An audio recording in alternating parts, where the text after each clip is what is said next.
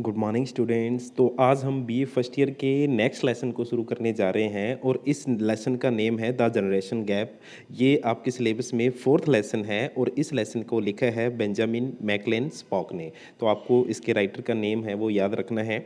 तो ये ऐसे जिसका हिंदी में मतलब होता है पीढ़ियों में अंतराल। अब बच्चों, पीढ़ियों में अंतराल का मतलब क्या होता है कि भाई जो बूढ़े लोग होते हैं और ये जो यंग लोग होते हैं इनके सोचने में क्या फ़र्क होता है। कई बार जो बूढ़े लोग होते हैं वो सोचते, हम ये कहते हैं कि बूढ़े लोग हमेशा सही बोलते हैं, लेकिन कई बार यंग पर्सन्स होते हैं वो भी गलत नहीं होते। तो इस ऐसे में बेंजामिन मैकलेन स्पोक यही हमें समझाना चाहते हैं कि जो हम यंग पर्सन कई बार बूढ़ों के खिलाफ कार्य करते हैं वो हमेशा गलत नहीं होते। तो इस लेसन्स को पॉइंट्स के थ्रू मैं बताऊंगा, आपको समझाऊंगा। तो इस लेसन का जो पहला पॉइंट है वो है रिवेलियननेस। रिवेलियसनेस होता है विद्रोह। कि भी जो यंग पर्सन है वो अपने पेरेंट्स के प्रति या बूढ़े लोगों के प्रति जो रिवेलियसनेस करते हैं, विद्रोह करते हैं, वो हमेशा नेगेटिव नहीं होता। कहने का मतलब कि एक बच्चा, एक यंग पर्सन अगर अपनी माता पिता कहे अनुसार नए कार्य करे, लेकिन वो अपने प्रगति के लिए, सक्सेस के लिए कोई काम करना चाहे। मान लो बच्चे के माँ बाप बोल रहे हैं कि आपको अपने घर पे ही पढ़ना है या सिरसा स्कूल में ही पढ़ना है, लेकिन बच्चा कहे कि नहीं, मैंने तो सिरसा में नहीं, बाहर अच्छी कोचिंग लेनी है, या फिर मैंने सिरसा में इस स्कूल में नहीं पढ़ना। तो कई बार बच्चा भी सही होता है, उसको अपने सक्सेस का पता होता है कि मैं यहाँ से पढ़ के अच्छी शिक्षा ले सकता हूँ। तो जो रिवेलियसनेस होती है, अपने माता पिता के खिलाफ जो विद्रोह की भावना होती है, वो हमेशा नेगेटिव नहीं होती, उसमें कई बार अच्छी चीज़ भी छुपी होती है। ये एक नेचुरल एस्पेक्ट है, ये प्राकृतिक है। अपने माता पिता के खिलाफ जाना प्राकृतिक है। यानी कि आप ये नहीं कह सकते कि भी मैं कभी अपने माता पिता के खिलाफ नहीं गया या मेरे को कभी अपने माता पिता की बात गलत नहीं लगी। कई बार माता पिता या जो बड़े हैं वो भी गलत बात बोल देते हैं और हमें उस चीज़ के प्रति गुस्सा भी आता है और हम उसके प्रति रिबेलियननेस करते हैं। रिबेलियसनेस होता है, उसका विद्रोह करते हैं, उसके अगेंस्ट बोलते हैं, एंटी जाते हैं। तो वो चीज़ नेचुरल है। It helps in achieving real independence for progress. अब राइटर हमें बोल रहा है कि भी अगर आप रिबेलियसनेस करते हो अपने माता पिता के खिलाफ, ऐसा नहीं है कि आपको हमेशा रिवेलियसनेस ही रहना है, विद्रोह करना है अपनी माता पिता की बातों का। लेकिन अगर आपको कोई चीज़ सही नहीं लग रही है और आपको पता है कि आप सही हैं, तो ये आपको हेल्प कर सकती है किस चीज़ में? Real independence. आपकी जो सही मात्रा में इंडिपेंडेंस है प्रोग्रेस के लिए, आगे बढ़ने के लिए, उसको अचीव करने में ये चीज़ आपको हेल्प कर सकती है। कि भी कई बार हमारे माता पिता अनपढ़ हैं या फिर उन्हें बहुत ज़्यादा नहीं पता, तो उनके बातों के खिलाफ जाकर अगर हम कामयाब हो जाएं, सक्सेस हो जाएं, तो वो जो रिवेलियसनेस है वो नेगेटिव नहीं मानी जाएगी, वो पॉजिटिव मानी जाएगी।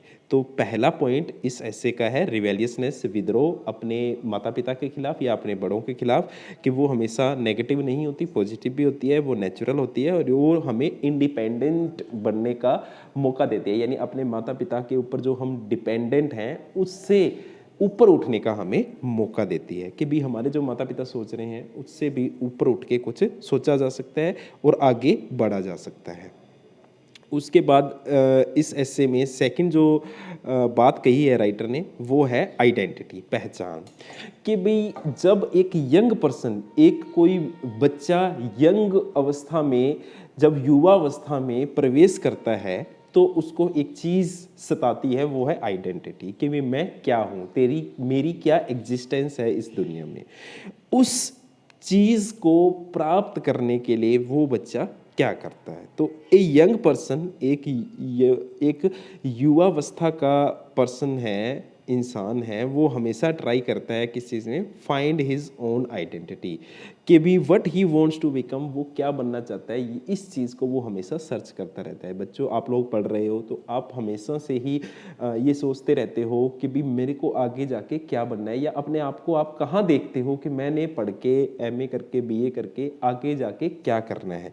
तो अपनी आइडेंटिटी को सर्च करना युवावस्था की एक पहचान है। यानी कि युवावस्था में ये होना जरूरी है और ये होता है। अब राइटर बोलता है हमें कि इस आइडेंटिटी को सर्च करने मतलब सर्च करते करते तीन स्टेजेस से गुजरना पड़ता है, या तीन एलिमेंट्स हैं जो एक बंदे की जो फाइनल आइडेंटिटी है उसको फॉर्म करते हैं। यानी एक इंसान, एक युवा है, उसकी आइडेंटिटी को बनाने में तीन चीज़ें हैं वो हेल्प करती हैं, या तीन चीज़ों से पता लगाया जा सकता है कि किसी पर्सन की आइडेंटिटी है वो कितनी अच्छी है या कितना वो सक्सेसफुल होगा आगे। तो ये तीन चीज़ें कौन कौन सी हैं? सबसे पहली चीज़ है वो है कैरेक्टर, चरित्र। तो जो चरित्र है वो हेल्प करता है हमारी आइडेंटिटी बनाने में। अब ये चरित्र है क्या? Character develops in childhood. हमारा जो चरित्र है वो चाइल्डहुड, हमारा जो बचपन होता है उसमें डेवलप होता है, विकसित होता है। और पेरेंट्स हैं वो हमारे रोल मॉडल होते हैं। अब यहाँ पे रोल मॉडल का क्या मतलब है? अब हम स्कूल कॉलेज में पढ़ रहे हैं तब तो हमारे पास साथी हैं हमारे, लेकिन जब हम बचपन में होते हैं तो केवल और केवल हम अपने माँ बाप या फिर यूँ मान लो हमारे जो बड़े बूढ़े होते हैं उनके पास रहते हैं, तो हम उनको देखते हैं तो उनके जैसा बनने का प्रयास करते हैं। तो हमारे लिए बचपन में हमारे माँ बाप ही हमारा रोल मॉडल होते हैं। A boy wants to be like his father. एक जो लड़का है वो अपने आप को आइडेंटिफाई करता है अपने पिता में कि भी मैं अपने पिता के जैसा बनूंगा। ये चाइल्डहुड की बात हो रही है। A girl wants to be like her mother. एक लड़की है वो अपनी मदर के जैसा बनना चाहती है। क्यों?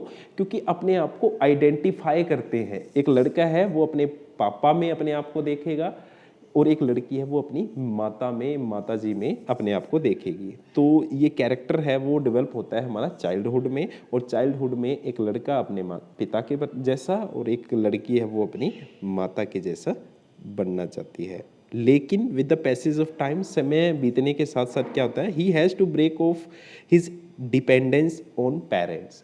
लेकिन जैसे समय बीतता है उसको ये डिपेंडेंसी छोड़नी पड़ती है। हैज़ टू का मतलब होता है करना पड़ेगा। क्यों?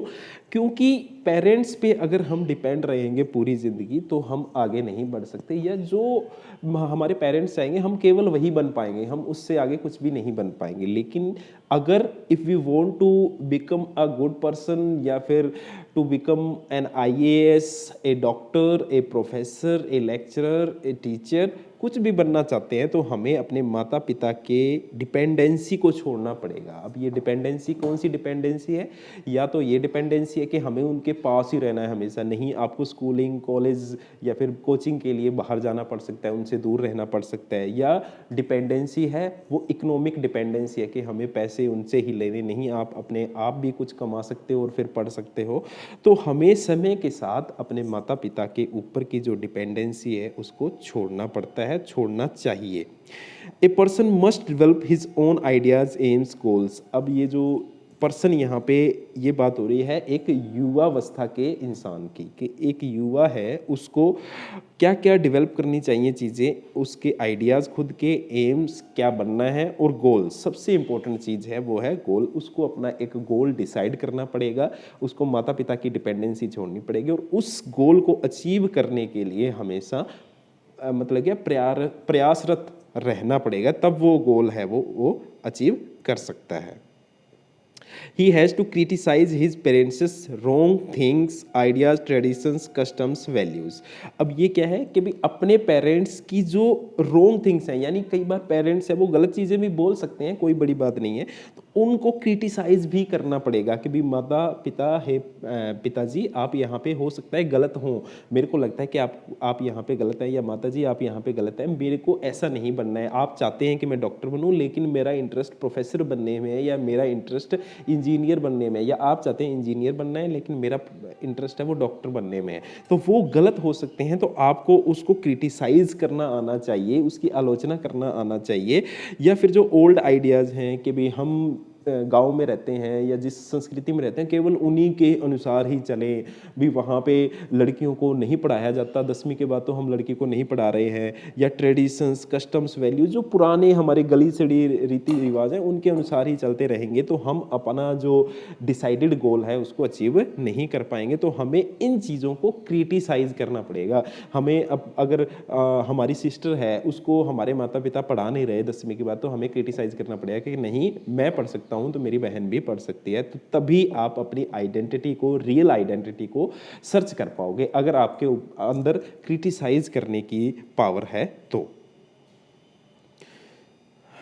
ये तो था पहला पॉइंट कि अपने माता पिता के ऊपर डिपेंडेंसी छोड़नी पड़ेगी, और दूसरा कि हमें क्रिटिसाइज करना पड़ेगा उनको। दूसरा पॉइंट है कि second element is how strong his rebelliousness is, कि भी हम जो अपने माता पिता के प्रति जो विद्रोह करते हैं वो कितना मजबूत है। इस चीज़ पे भी आपकी कामयाबी है वो इस चीज़ पे भी डिपेंड करती है। फॉर एग्जांपल मैंने हमने हमारे माता पिता से बोला कि भाई हमें ये काम करना है, भी मेरे को बीए करनी है +2 के बाद, या फिर मेरे को बीएससी करनी है, लेकिन माता पिता कहते हैं कि नहीं बीएससी बीए नहीं करनी, आप कॉम्पिटिटिव एग्जाम की तैयारी करो, तो आप चुप करके वो तैयारी करने लगिए। तो आपका जो विद्रोह करने का जो पावर था वो बहुत थोड़ा सा था, आप उन्होंने बोला और आप मतलब क्या है वो काम करने लगे। लेकिन अगर आप कहो कि नहीं पापा, मैं आपको गारंटी देता हूँ कि मैं बीए बीएससी करके भी आपको कामयाब होकर दिखाऊंगा, और मैं मतलब प्रॉमिस करता हूँ कि पूरी मेहनत करूंगा मैं, और बहुत अच्छी पोस्ट पे जाके आपको दिखाऊंगा कि भी मैं कितना काम कर सकता हूँ। तो वो अगर आप अपने माता पिता को मना लेते हो उस चीज़ के प्रति, तो आपका जो विद्रोह कितना मजबूत है ये भी डिपेंड करता है आपकी फाइनल जो सक्सेस है उसके ऊपर। इसके बाद है तीसरा पॉइंट। तीसरा पॉइंट है कि भाई nature and needs of the time, समय की क्या डिमांड है। अगर आप समय की डिमांड के अनुसार काम करते हो तभी आप कामयाब हो सकते हो। या फिर कहते हैं ना, necessity is the mother of all inventions, की आवश्यकता आविष्कार की जननी है। कोई भी चीज़ है उसका आविष्कार तभी होगा जब उसकी आवश्यकता होगी। तो इसी प्रकार आप किसी भी चीज़ को आवश्यकता अनुसार करते हो तो आप सही प्रोग्रेस कर रहे हो। यानी जिस चीज़ की आवश्यकता है उस टाइम समय की जो डिमांड है उसके अनुसार कोई भी काम कर रहे हो तो आप एक अपने गोल को या सक्सेस को अच्छे से पा सकते हो। राइटर इसमें एक एग्जांपल देता है कि मार्टिन लूथर का नाम आपने सुना होगा सबने, मार्टिन लूथर को। तो वो बंदा बहुत ज़्यादा फियरलेस बना, या फिर उसने चेंज रिफॉर्म लाने की सोची। लेकिन ये क्यों सोची उसने? क्योंकि उस टाइम करप्शन बहुत था। अगर उस टाइम करप्शन न होता तो हो सकता है मार्टिन लूथर है वो इतना फियरलेस, इतना मतलब क्या है कि नीडर न होता, या फिर उसमें रिफॉर्म करने की इतनी हिम्मत न होती। फॉर एग्जांपल अगर उस टाइम करप्शन न होता या भ्रष्टाचार न होता या उस टाइम सब कुछ ठीक चल रहा होता, तो मार्टिन लूथर को क्या जरूरत थी सोसाइटी को चेंज करने की? तो उसने सोसाइटी को चेंज तभी किया जब उसने देखा कि सोसाइटी में चेंज करने की आवश्यकता है। तो ये यहाँ पे क्या कहना चाह रहा है कि नेचर की जो नीड्स ऑफ टाइम है उसके अकॉर्डिंग हमें काम करना चाहिए, या फिर ये जो नीड्स हैं यही डिसाइड करती हैं कि हमें क्या बनना है। उसके बाद राइटर हमें कहता है कि many important inventions made by young persons, के बहुत सारी आविष्कार हैं वो यंग पर्सन्स ने किए हैं। तो राइटर यहाँ पे बोलना चाह रहा है कि भी यंग पर्सन्स हैं वो हमेशा गलत नहीं होते। अगर वो बड़ों के खिलाफ कुछ बोलते हैं तो वो हमेशा गलत नहीं होते, क्योंकि बहुत सारी चीज़ें यंग पर्सन्स ने भी की हुई हैं। ऐसा नहीं सारी इन्वेंशंस हैं, सारे आविष्कार हैं वो बूढ़े लोगों ने ही किए हुए हैं। Because they were not satisfied with the past discoveries and they were able to make reform. अब ये जो यंग पर्सन है उन्होंने इन्वेंशन किए, क्यों किए? क्योंकि वो जो पास्ट डिस्कवरीज हैं, मान लो इटली निवासी मार्कोनी ने रेडियो का आविष्कार किया, तो उसने देखा कि पास्ट में कोई भी ऐसी चीज़ नहीं है जिससे हम सॉन्ग सुन के एंजॉय कर सकें। तो पास्ट की कोई भी डिस्कवरी थी उसको सेटिस्फाई नहीं कर पाई, और उस डिससेटिस्फैक्शन ने उसको इंस्पायर किया रेडियो का आविष्कार करने के लिए। ऐसे ही बल्ब का आविष्कार किसने किया होगा? जिसको ये लगा कि भी कोई ऐसी चीज़ होनी चाहिए जिससे अंधेरे को भगाया जा सके। पास्ट में ऐसी कोई डिस्कवरी हुई नहीं थी तो उसने बल्ब का आविष्कार कर दिया। तो ये जो जितने भी रिफॉर्म हैं, चेंज होते हैं, बदलाव होते हैं, ये तभी पॉसिबल हैं जब इनकी आवश्यकता हो। तो कहने का मतलब कि आवश्यकता ही आविष्कार की जननी है। तो ये लेसन यहीं पे ख़त्म करते हैं हम कि भी जो यंग पर्सन है, युवा लोग हैं, वो अगर विद्रोह करते हैं और उस विद्रोह करने के पीछे उनकी जो मंशा है वो सही है, नीयत साफ़ है, तो वो विद्रोह हमेशा नेगेटिव नहीं होता, वो पॉजिटिव भी हो सकता है और वो कामयाबी की तरफ भी बढ़ सकते हैं। तो thank you very much students.